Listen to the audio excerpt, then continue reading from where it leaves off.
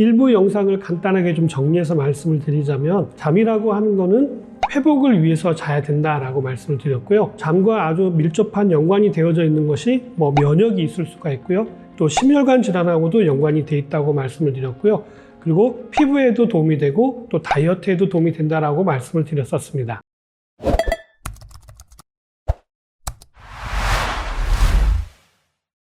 삼교대 하시는 분들이 많이 피곤해 하세요. 잠하고 연관이 있는 거겠네요. 일부에서 말씀드렸던 것처럼 잠자는 시간이 굉장히 중요하다고 말씀드렸잖아요.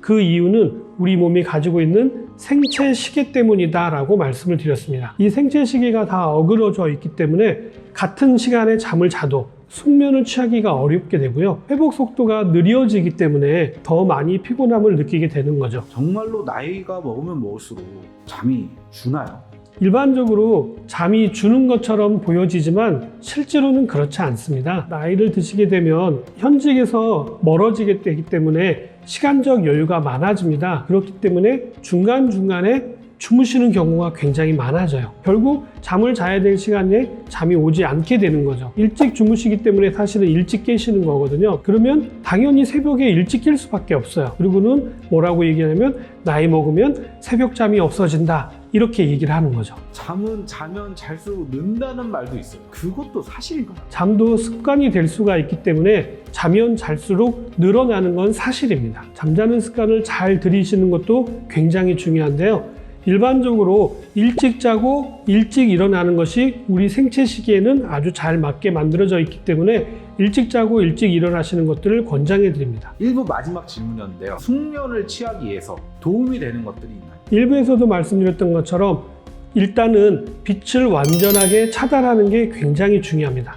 그래서 적어도 침실만큼은 아주 어둡게 만드시는 게 굉장히 중요하고요. 두 번째로는 여러 가지 긴장된 상태에서는 잠을 잘 자기가 쉽지 않기 때문에 따뜻한 물로 샤워를 한다거나 아니면 짧은 시간 목욕을 하시는 것도 숙면을 취하는 데 아주 큰 도움이 되실 수가 있습니다. 이러한 것들을 하기에 환경이 받쳐주지 않는 경우도 있을 수 있잖아요. 그럴 때는 발만 따뜻한 물에 잘 씻어 주셔도 숙면을 취하는 데는 아주 큰 도움이 될 수가 있습니다. 에센셜 아로마 오일 같은 것들을 이용하시는 것도 도움이 될 수가 있고요. 향초를 피우시는 것도 도움이 될 수가 있고요. 잔잔한 음악을 틀어놓는 것들도 숙면을 취하는 데 도움이 되실 수 있습니다. 젊으신 분들 같은 경우에는 유튜브 같은 것들을 통해서 ASMR이라고 해가지고 숙면을 취할 때 도움이 되는 여러 가지 소리들이 있거든요. 그런 소리들을 듣는 것도 숙면을 취하는 데 도움이 될 수 있습니다. 이러한 것들 뿐만 아니라 우리 신체적인 부분에 있어서도 굉장히 많은 준비들이 필요한데요. 근육 이완입니다. 우리가 이렇게 딱 움츠린 상태에서 잠을 편안하게 잘 수는 없잖아요. 그래서 근육을 이완시키는 것도 굉장히 큰 도움이 될 수가 있고요. 이런 것들을 하기 위해서는 명상을 하시는 것도 도움이 될 수가 있고요. 독서를 하시는 것도 도움이 될 수가 있고요. 주무시기 전에 가벼운 산책을 하시는 것들도 도움이 되실 수 있습니다. 초저녁에 잠이 잘 오지 않는다, 이런 분들도 많이 계시잖아요. 그럴 때는 유산소 운동을 집중적으로 2시간 정도 해보시는 것들을 적극 권장해 드립니다. 땀을 흠뻑 흘리고 가볍게 샤워를 하면 숙면을 취하시는데도 굉장히 큰 도움이 될 수가 있기 때문에 가급적이면 유산소 운동은 저녁에 하시는 것들을 권장해 드립니다.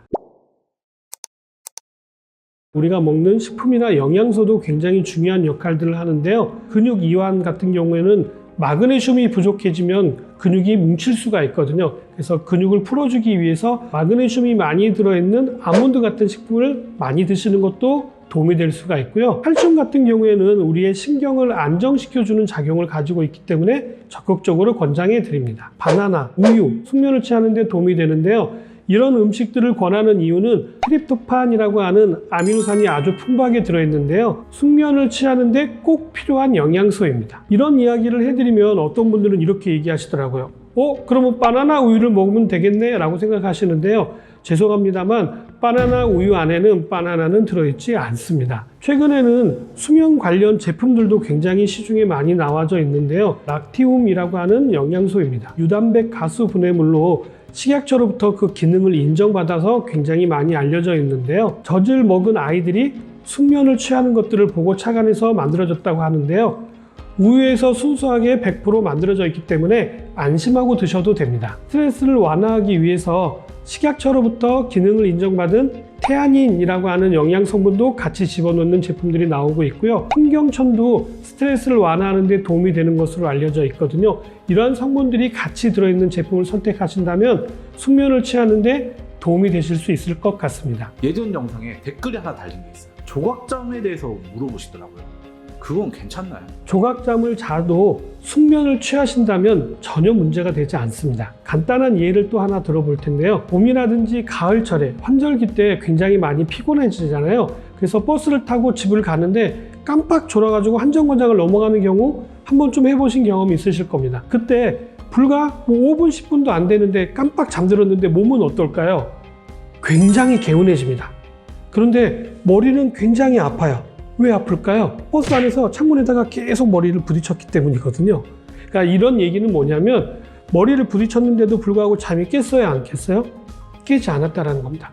완전히 깊은 잠, 숙면에 빠졌다라는 거죠. 이렇게 숙면에 빠져 있다고 한다면 그 시간이 길지 않더라도 조각조각으로 나눠져 있다 하더라도 한 3시간에서 4시간만 유지될 수 있다면 우리가 생활하는 데는 전혀 지장이 없습니다. 오늘은 현대인들이 많이 고민하는 숙면에 대한 얘기를 해드렸는데요.